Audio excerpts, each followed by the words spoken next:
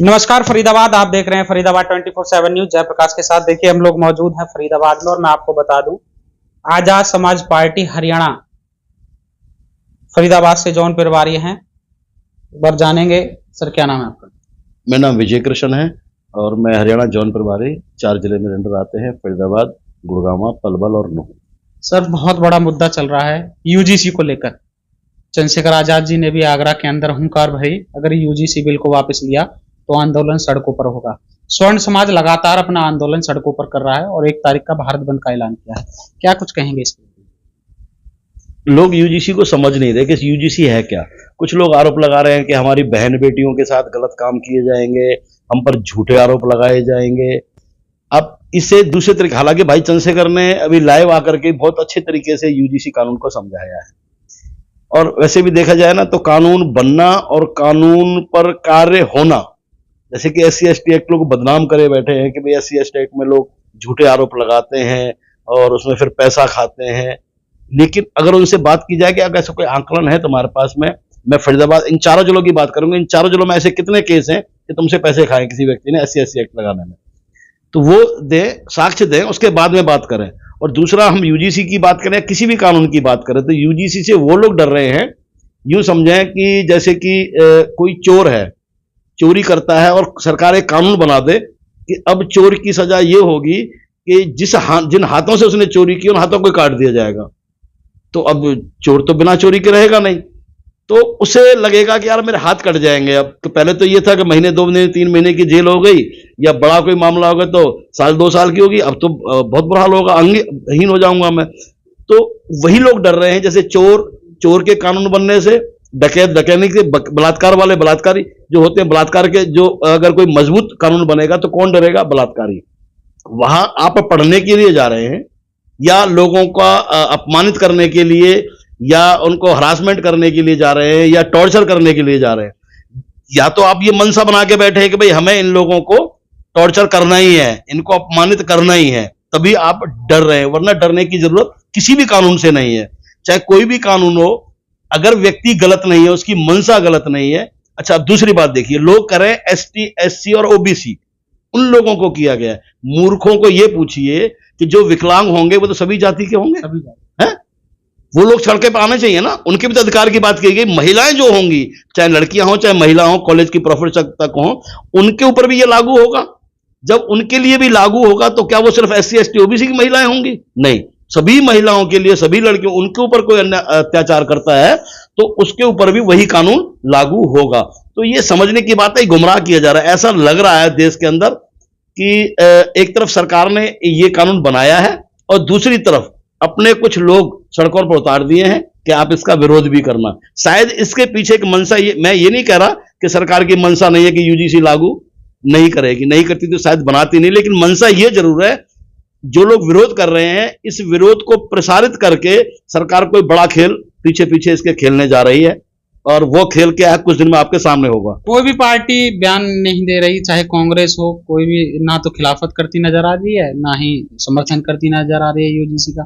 तो इसमें कहीं ना कहीं कोई बड़ा खेल है पार्टियों को लेकर के। पार्टियों को लेकर भी बड़ा खेल है। केवल भाई चंद्रशेखर आजाद के अलावा किसी भी व्यक्ति ने, किसी भी पार्टी के नेता ने, हालांकि बीजेपी के कुछ नेताओं ने, सुनने में आया है कुछ अधिकारियों ने भी रिजाइन कर दिया है, लेकिन वो भी कोई बड़ा खेल है।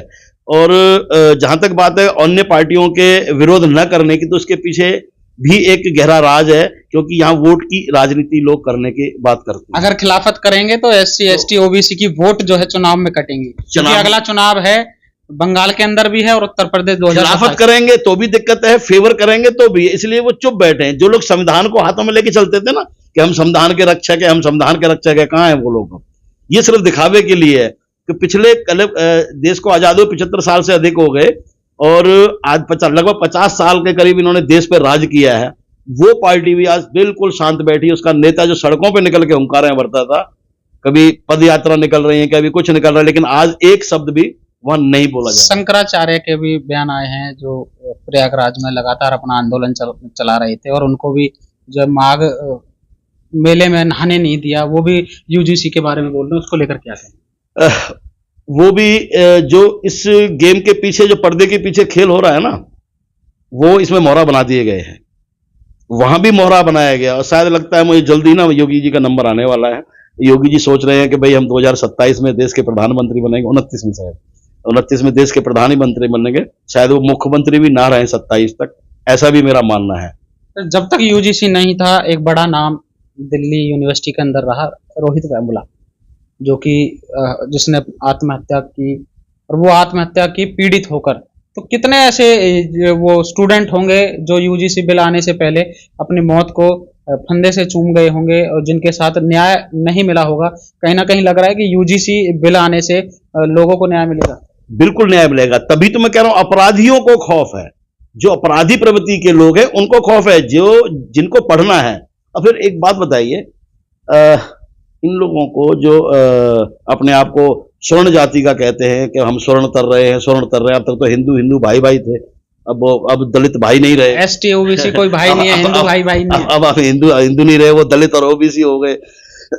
और दूसरा, अभी आप देखेंगे उत्तराखंड में भी पीछे एक बच्ची के साथ में ऐसा केस हुआ था, वो भी अपनी जान गंवा बैठी। अभी मैंने कल ही मुझे पता लगाया, किसी से चर्चा चल रही थी कि कोई एक केस और उत्तराखंड के हुआ है जिसके अध्यापक ने उसके साथ कुछ दुर्व्यवहार किया और शायद वो भी या तो अभी हॉस्पिटलाइज है या फिर वो भी अपनी जान गंवा चुकी है। तो ऐसे चीजों पर अंकुश लगाने के लिए अगर कानून कड़े बनाए जाते हैं तो अच्छी बात है, कोई बुराई नहीं, हम तो तैयार हैं।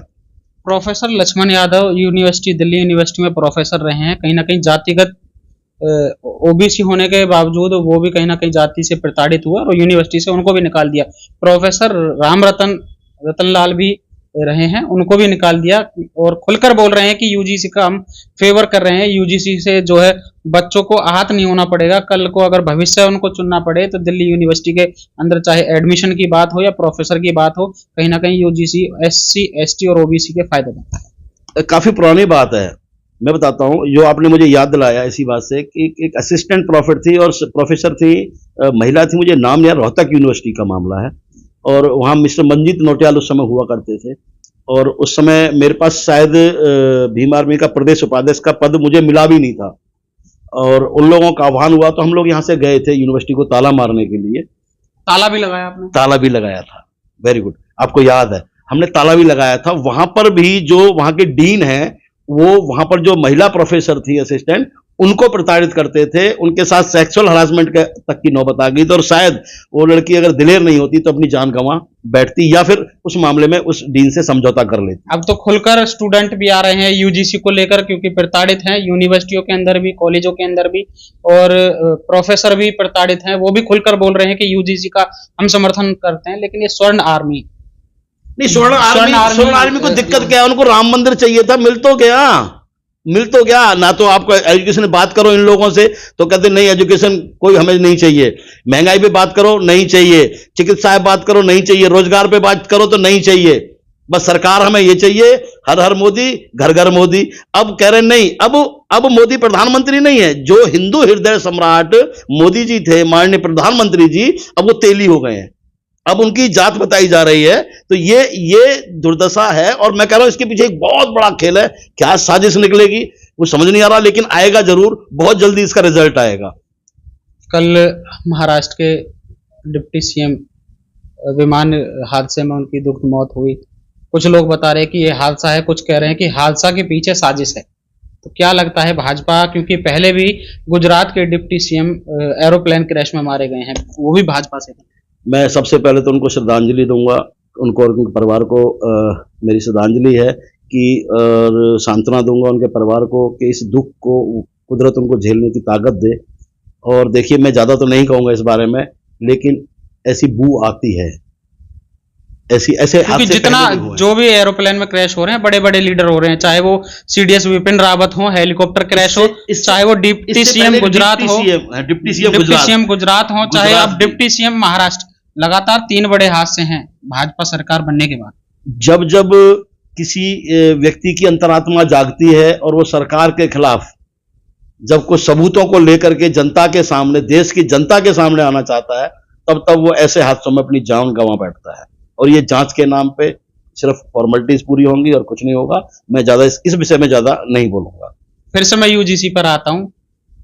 ऐसा कहते हैं लोग, मैंने भी सुना है कि पहले रिजर्वेशन जो कोटा था 17% या 18%, उसमें एससी रिजर्व सीटें भरी जाती थी, लेकिन अब क्रीमी लेयर भी ओएससी और डीएससी बना दिया गया। उसके बावजूद यूजीसी के अंदर है, जो भी बच्चा जर्नल में अगर रिजर्व में वो फॉर्म भरकर फाइट कर रहा है और जर्नल के अकॉर्डिंग उसके नंबर हैं, तो रिजर्व कोटे से उसको जर्नल में सीट मिलेगी। कहीं ना कहीं लग रहा है कि जो जर्नल की सीटें हैं उन पर काबिज करने के लिए एससी जो है वो मजबूत होता दिख रहा है, और जो सीटें हैं जर्नल की जहां पर फाइट कर रहा है एससी, वो जर्नल की सीट एससी को दी जाएगी, और एससी जो रिजर्व है वो जो रिजर्व सीट अदर कोई भरेगा वो उसको दी जाएगी। तो कहीं ना कहीं खेल लग रहा है ये खेल है, ये पहले भी खेल हुआ है। हमारे नेताओं ने कभी उसका विरोध नहीं किया। जब इन्होंने कहा कि भाई एक सुदामा कोटा करके इन्होंने बनाया कि भाई 10% इनमें भी रहेगा, इन्होंने उसका विरोध नहीं किया। हमें ये जब भी हमारा कोई स्टूडेंट अपमानित करने की बात करेंगे, हमारे इंजीनियर्स, हमारे डॉक्टर्स, हमारे प्रोफेसर, कोटे वाले, तुम 10% क्या कोटे वाले हो? तुम 10% कभी अपने को कोटे वाला क्यों नहीं बोला? आपने कोटे वाले हो क्या आप? वहां भी तो आप मजे ले रहे हैं ना। आपको तो 100% में से कितना परसेंट मिल रहा है वो जरा देख लीजिए। 50% से ऊपर आपका है, और 10% में आप सारे कोटे भर देते हो। केवल मात्र आप उसमें SC ST OBC का नहीं आता।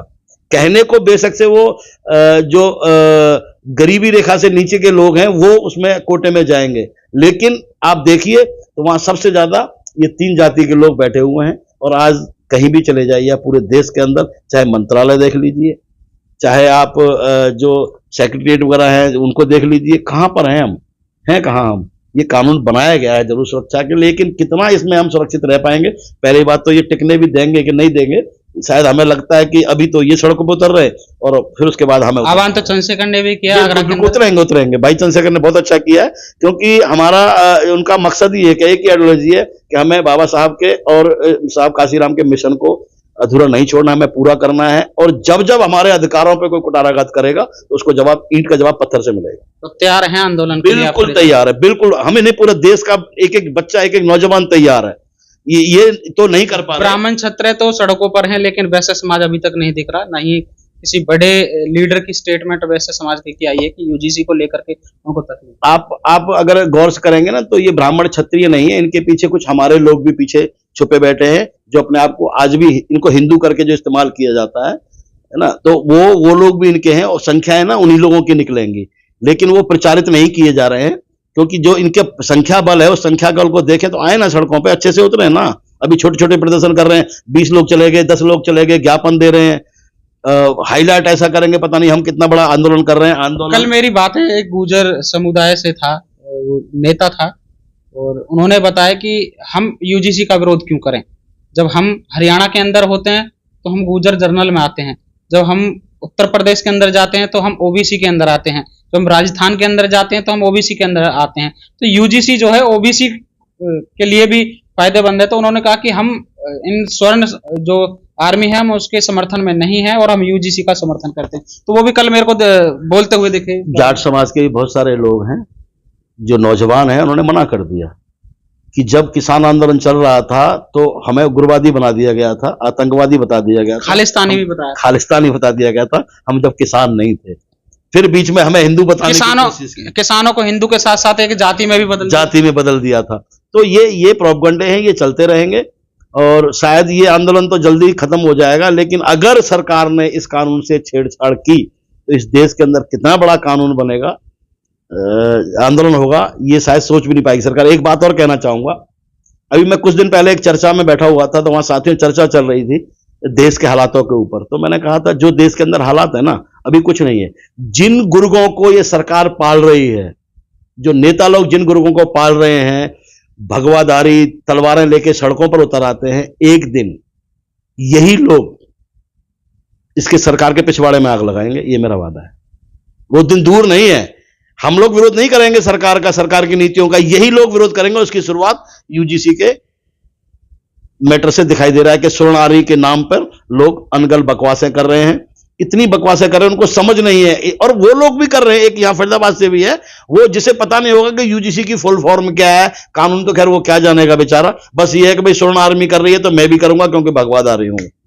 मैं वो भी बीसी के अंदर आते वो भी बीसी के अंदर, वो समझ नहीं है उसे, क्योंकि उनको एजुकेशन चाहिए नहीं, रोजगार तो उन्हें मिला हुआ है, सरकार उन्हें भत्ता भी देती है इस बात का, ये जो भी गौ रक्षक बने फिरते हैं, तो ये सब लोग अपना एक प्रोपेगेंडा, एक माहौल मिल गया उनको न्यूज पे छाने के लिए, बस वही चल रहा है और कुछ नहीं। 1 तारीख को भारत बंद का ऐलान है स्वर्ण आर्मी की तरफ से, और 1 तारीख को संत गुरु शिरोमणि रविदास जी की भी जयंती है, तो इसको लेकर के क्योंकि टकराव होगा।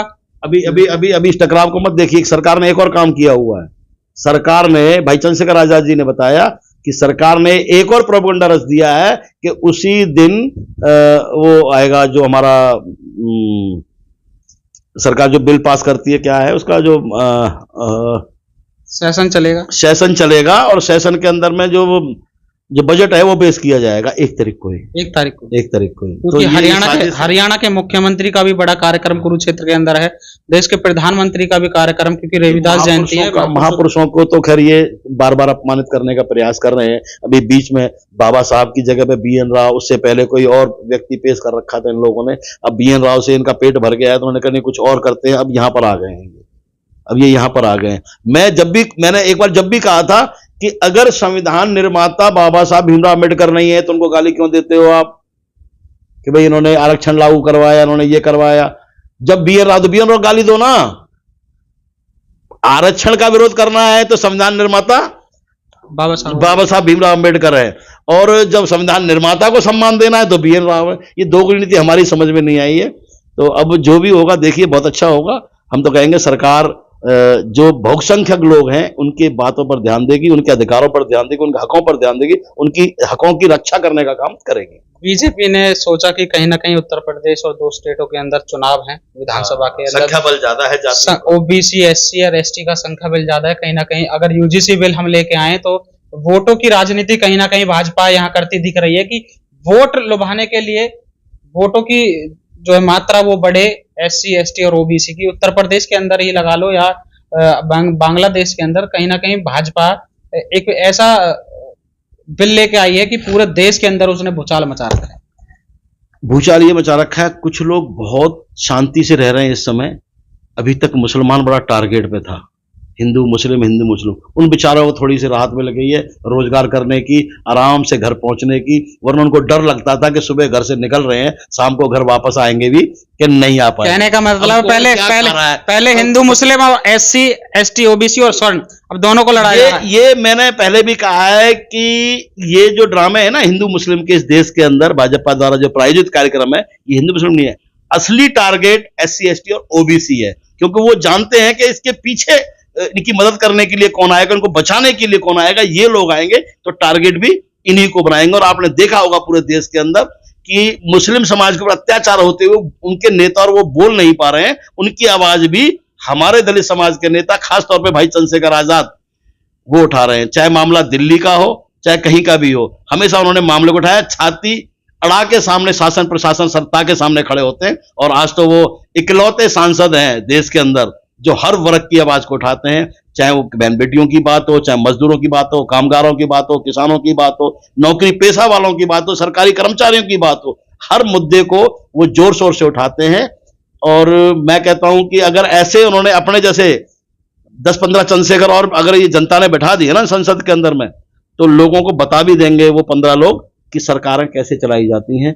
आगरा की मैंने वीडियो देखी, उन्होंने बड़ी जनसभा को संबोधित किया। वहां हर एक जाति के व्यक्ति को उन्होंने मंच दिया, चाहे वो कायसथ था, चाहे वो कुर्मी था, तेली था, जोगी था, जाटव था, वाल्मीकि था, मुस्लिम था, सिख था, ईसाई था, जैन था, तमाम धर्मों के उन्होंने नाम लिए। तो कहाँ लगता है कि उत्तर प्रदेश के अंदर अब 2027 में बहुत बड़ा बदलाव। आप देखिए, पहले जब हमारे हक हकूकों पर कुठाराघात किया जाता था तो हम तो बोल भी नहीं पाते थे। जब साहब काशीराम संघर्ष कर रहे थे इस देश के अंदर बसपा की सरकार बनाने के लिए कि देश में किसी तरह से, चाहे हिस्सेदारी से, यानी कि सरकार के तंबू में बंबू बसपा का किसी तरह से लग जाए, तो अब तंबू भी हमारा होगा और बंबू भी हमारा होगा। उत्तर प्रदेश में खास तौर पे ये लग चुका है कि अगर तंबू हमारा नहीं हुआ तो तंबू में बंबू हमारा होगा। ये नौजवान जागरूक हो चुके हैं।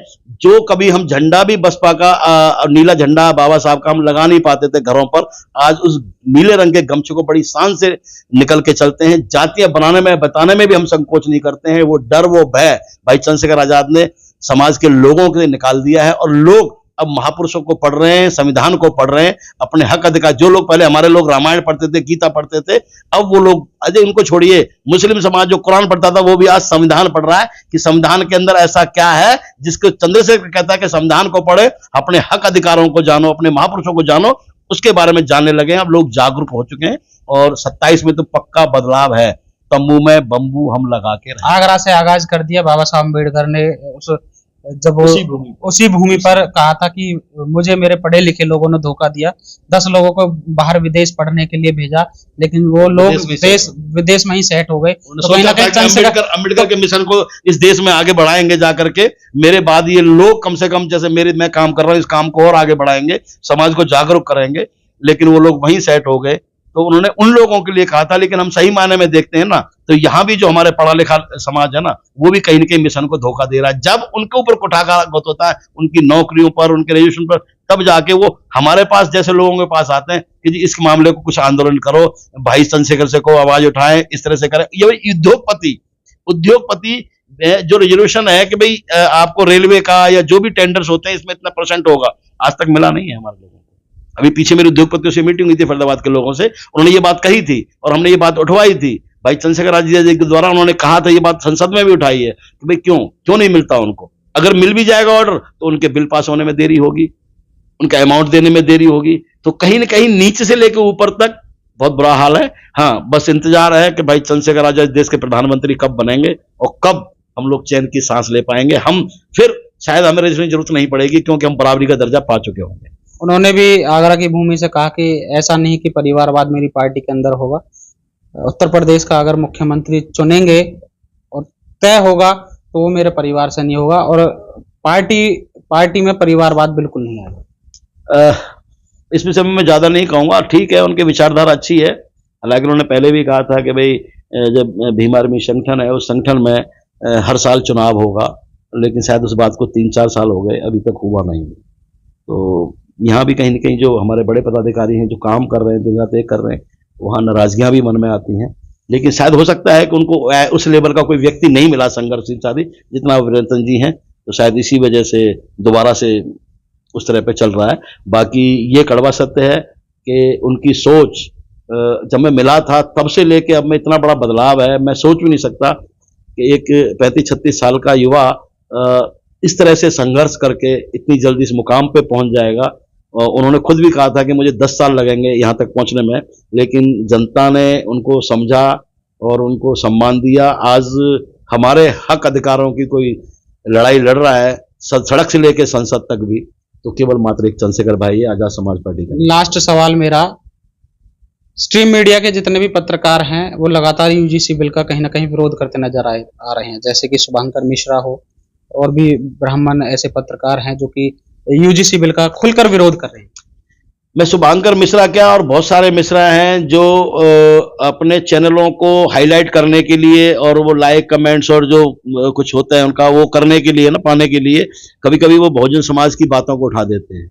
और हमारे लोग भी भावुक इतने दिल के इतने बड़े हैं, धका उनका सब्सक्राइब भी करेंगे, लाइक कमेंट भी करेंगे भाई इससे बड़ा। और जब जैसे ही वो चैनल हाईलाइट होता है और एकदम से ताकतवर जैसे बनता है, यानी कि हम अब तक वही पीछे जैसे मैं ये विधानसभा चुनाव लड़ रहा था तो यहाँ पर 2,60,000 वोट में से 1,80,000 वोट झुग्गी झोपड़ियों का था।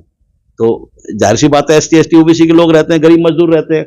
और मैंने उनसे कहा भी था कि यहाँ पर वोट बैंक है आपका इतना बड़ा, और पिछले 70 साल से आपका मकान आज भी झुग्गी है मकान, पक्का मकान है, सिर्फ मकान की रजिस्ट्री नहीं है आपके पास जमीन की।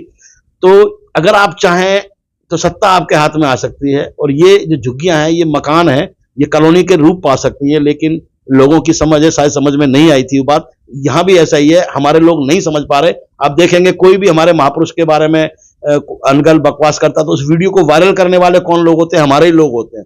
जबकि होना क्या चाहिए, जिसने भी वो वीडियो पहली बार देखा उसके खिलाफ जाकर के मुकदमा दर्ज करवाए, कानून के शिकंजे में डाला जाए। लेकिन उसे हाईलाइट करते हैं, इस वीडियो को और वायरल करो, उसमें कमेंट्स करेंगे। उसे बंद कर दें। आप जागरूक बने भाई चंद्रशेखर जी की तरह।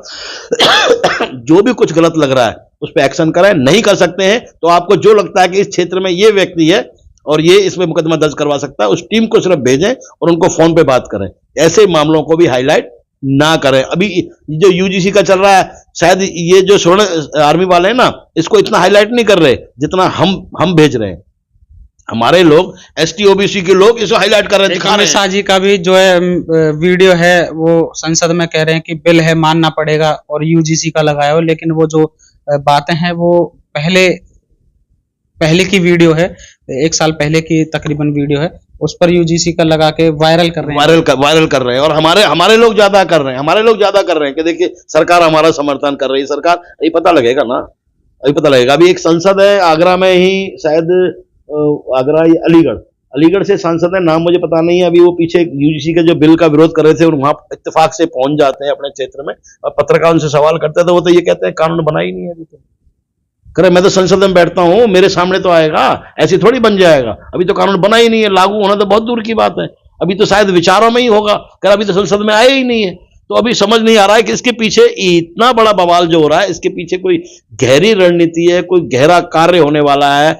देश के लोग को क्या सौदा होने वाला है। पहले लाल किला बिक गया, रेलवे बिक गई, हवाई जहाज हवाई अड्डे बिक गए, अब और क्या बिकने वाला है या और क्या होने वाला है, कुछ कह नहीं सकते। देखिए हमारे साथ बहुत सारे विषयों पर चर्चा की है और हमारे साथ विजय किशन है जो कि हरियाणा प्रदेश में आजाद समाज पार्टी के जोन प्रभारी हैं 4 जिलों के, फरीदाबाद, गुड़गांव, पलवल और नूंह, 4 जिलों के जोन प्रभारी हैं। विस्तार से बताया कि यूजीसी बिल को लेकर के क्या क्या अभी देखना और बाकी रह रहा है, और यूजीसी बिल में बेनिफिट्स के बारे में भी बताया कि पहले किस तरीके से SC ST और OBC बच्चों के साथ में कुठाराघात होता हुआ दिखा। जैसे कि नाम मैं आपको ले दूं, चाहे वो रोहित वेमुला हो, चाहे वो प्रोफेसर लक्ष्मण यादव हो, चाहे वो रतनपाल हो, चाहे वो प्रोफेसर कौशल वाल्मीकि हो, क्योंकि यूनिवर्सिटी दिल्ली के अंदर इन चारों प्रोफेसरों ने पढ़ाया और कहीं ना कहीं अपनी जातिगत मानसिकता को देखते हुए अपनी नौकरी से भी हाथ धोना उनको पड़ा है। और लगातार यूजीसी बिल का समर्थन करते हुए चारों प्रोफेसर नजर आ रहे हैं। और सुबह एक वीडियो वायरल हो रही थी जिसमें रोहित वेमुला की माता जी अपने बेटे के स्टैचू से लिपट करके रो रही थी कि अगर यूजीसी बिल पहले आया हुआ होता तो मुझे अपने बेटे से जान गंवानी नहीं पड़ती, मेरे बेटे को। कहीं ना कहीं एक बड़ा बयान उन्होंने दिल्ली यूनिवर्सिटी के अंदर दिया है, दिल्ली के अंदर दिया है। अगली अपडेट के साथ जोड़ेंगे, तब तक के लिए देखते रहिए फरीदाबाद 24/7 न्यूज जयप्रकाश के साथ।